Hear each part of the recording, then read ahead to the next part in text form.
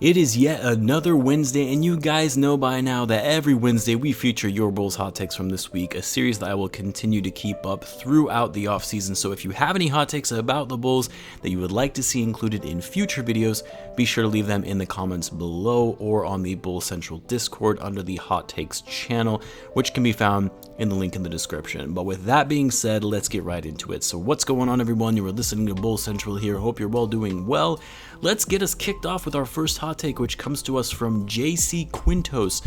We are now the new Lob City.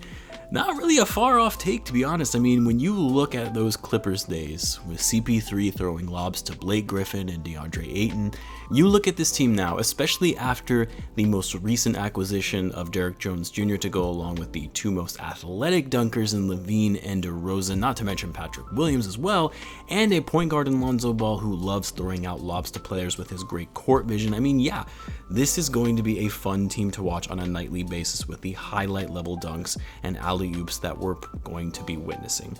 Next up, we've got Nikola Vucevic himself. This is from the Discord, but the take is Philadelphia would sweep Chicago this upcoming season if they match up in the playoffs. So really, this is subject to change because we need to see what actually happens with Ben Simmons. What kind of return are the Sixers going to get for Ben Simmons? I said it right at the start of the Sixers offseason that the asking price for Simmons would be too high for a guy whose trade value is at an all-time low. The Sixers will keep rejecting offers, making ridiculous offers to other teams that were eventually going to get to a point where we hit training camp or even the start of the preseason and the Sixers still won't have made a move for Simmons. And then they'll get desperate and be forced to take lowball offers for Ben Simmons. If that ends up being the case, no, I actually think the Bulls would make it a very competitive series, and that assumes that Embiid would even remain healthy in the playoffs. I mean, outside of Embiid over Vucevic, I really don't see any matchup issues for the Bulls where they would be clearly outmatched. Unless, of course, you're saying Embiid would just absolutely destroy Vucevic and that the other matchups for that purpose wouldn't really matter, then okay, sure, but even then, as not so great of a defender as Vucevic is, he's still a big body that can actually match the size of Embiid, unlike most big men in the league. I mean, you look at Wendell Carter Jr., a guy who got absolutely destroyed by Joel Embiid in the paint when the Bulls went against them. Vucevic would at least be able to hold his own just purely for the sake of his size. And then the fact still remains, this Bulls team will have so many offensive weapons and be able to outscore the Sixers as a whole that I don't think that there's any way that the Bulls would get swept by the Sixers. I actually think they would make it, again, a very competitive series. They may not win this series over the Sixers, again, depending on the type of return that they get for Simmons, but they certainly would not get swept. Next up, we've got Jezreel Del Rosario. Patrick Williams will be the Bulls star and LaVine will be traded in the future. I mean, if we're talking 4 to 5 years from now, then sure. I mean, even if LaVine signs a max extension with the Bulls to remain on the team beyond 2022, which I think will happen, it's possible that towards the end of his contract, the Bulls will look to trade him before it expires if, and it's a big if Zach LaVine starts to fall off, or if he doesn't necessarily fall off, but he plateaus and we see a dramatic rise in Patrick Williams to where the Bulls would in fact start to build around him over LaVine, who would be pushing 30 by that time. But if you're saying that for next season or even the following season, no, because Patrick Williams, I think, still has a ways to go before he truly breaks out, and the Bulls will be looking to not trade LaVine unless for some reason they get the sense that he won't re-sign with them and try and move him before he becomes an unrestricted free agent next offseason. Next up, we've got Huhi Samari. The Bulls have 2 All-Stars and their names will be Zach LaVine and Lonzo Ball. I think it's not too much of a take to think that the Bulls could have 2 All-Stars, assuming they end up a top 3 to 5 seed in the East, but Lonzo getting the All-Star bid over DeRozan or Vucevic, I think is a spicy take. Well, you're definitely right. It is a spicy take, and I do agree that LaVine will be an All-Star, especially if the Bulls are a top 5 team in the East by the All-Star break. And yes, I do think it's also reasonable to assume that the Bulls will have 2 All-Stars, especially since Vucevic was an All-Star last season, but I don't see Lonzo being one of them, unless, of course, he just breaks out, starts putting up crazy offensive numbers, averaging a near triple-double per game, playing impeccable defense, then yeah, he would get selected. But Lonzo, from what we saw last season, which again, he played very well last year, one of the better years of his career, he was still far away from being an all-star level player. Next up, we've got, and sorry, I know this one is really hard to see, but we've got Black Jackal with the NBA rule changes to prevent foul selling by offensive players. The Bulls defense will see a noticeable jump. Players like Trae Young, Bradley Beal, Harden, and Dame will see a marked decrease in their offensive output. However, this is a double-edged sword that may also affect the output of LaVine and DeRozan. So I'm actually glad someone brought up this take because I love that the NBA finally did something about foul baiting in the league because it was getting completely out of hand. And the guys you mentioned are the main culprits, right? And they were seeing significantly better offensive numbers just by the sheer fact that they were able to get to the foul line so often with these ridiculous leaning in plays after a pump fake or using their legs to draw contact on a drive. And everyone can see it. Even the players knew very well what they were doing. So the fact that the NBA finally put an end to this is reassuring. And I mentioned this before, I do think it'll impact significantly the game of players like Trae Young and James Harden because they have gotten so used to that in their careers. Now, you talked about the Bulls defense seeing a bump as a result of this. I don't know if I would go that far because I think the Bulls are actually going to see a lot of improvement in their defense regardless of this new rule. I actually talked about that in my last video, how everyone is discounting the Bulls and their defense and their potential on that end with the new players that they have brought in.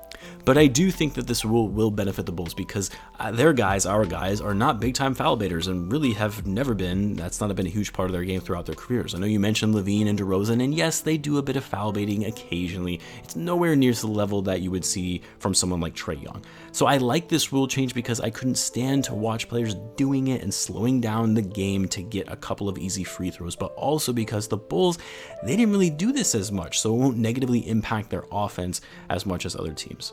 Next up, we've got AP. One of the Bulls' starting players will get traded by the deadline. Ooh, boy, I can't see this happening because if you assume the Bulls' starting lineup will be Lonzo, LaVine, DeRozan, Williams, and Vucevic, which is the presumed starting lineup, but you look at that list and you see that 3 of those guys the Bulls either just traded for and offered big contracts this offseason or traded right at last year's deadline.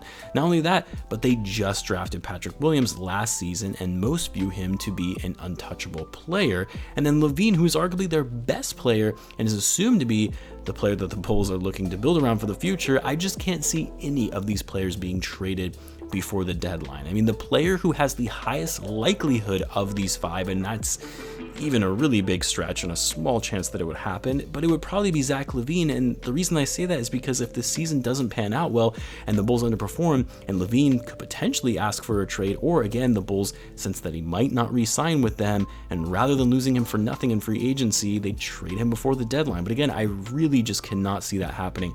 Or if some team just offers a ridiculous trade package or haul for one of these 5 players that the front office just can't refuse, even though they just brought these guys in, then okay, sure, it potentially could happen, or I could see it happening at that point. Next, we've got Luke Cherchenko. Lonzo will prove to be a more valuable overall player than LaMelo over the next few seasons now that he's playing on a team where he can actually reach his full potential. Well, this is going to be a very important year for Lonzo, a true test to show what he's made of in a big market, a bigger stage with other stars around him, and really prove that he's worth that contract the Bulls gave him.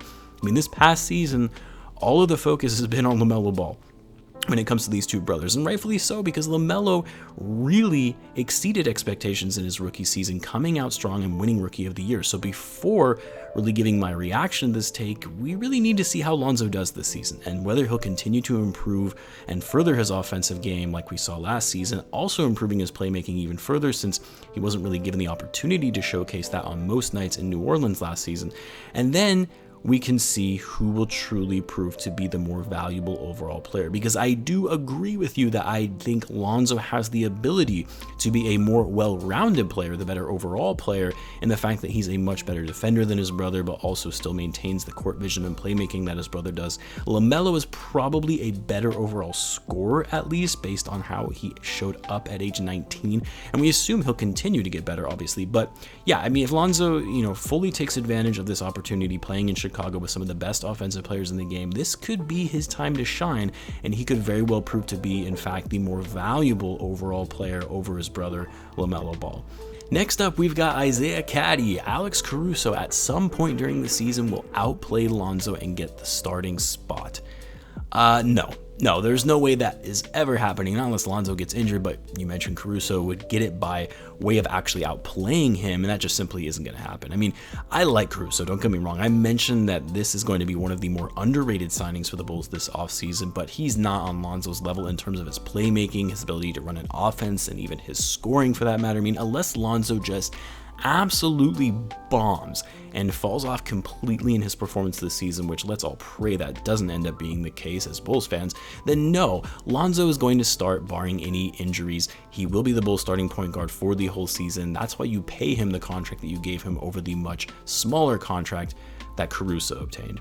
Let's do one more for this week, and this last one comes to us from Dreads. What if the Bulls have DeRozan be our sixth man and the team becomes even better, having top scoring from starters and bench, kind of like how Golden State did with Andre Iguodala? Well, first of all, I wouldn't consider Iggy to be a top scorer, even off the bench, although a great pivotal player for that Warriors team in those years. I mean, Iggy's role is nothing like that of DeRozan's. Now, I get where you're going with this because, yes, the Bulls are a bit unbalanced when it comes to heavy offensive power in the starting lineup, but a thin one on defense, whereas it's the opposite in the second unit, as really Kobe White at this point is the only Bulls main scoring option off the bench, especially after the Bulls just traded Lauri Markkanen. But no, DeRozan, especially with the amount that the Bulls are paying him, would not accept a bench role, nor should he. I mean, the guy isn't that far removed from being an all-star level player, a top offensive player in the game, and just had an incredible season in which he elevated his game even further in being an effective playmaker. So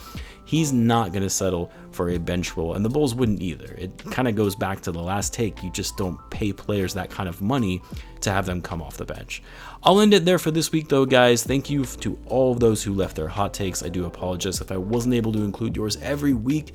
We are getting more and more takes with more subscribers to the channel, so it makes it a little more difficult to get to as many as I can on here, but leave your takes either way in the comments below if you want to be included in next week's hot takes video.